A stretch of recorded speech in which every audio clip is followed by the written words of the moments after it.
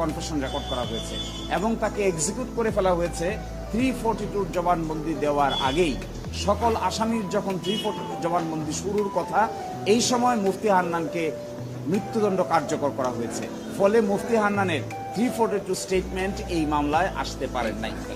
এবং ফাইনালি এগুলো পড়ার পরে আদালত বলেছেন, আর একটা অবজারভেশন ছিল হাইকোর্টের, যে মিনিস্ট্রি অফ হোমকে ডাইরেকশন দিয়েছিলেন যেন এটা প্রপারলি ইনভেস্টিগেট করা হয়।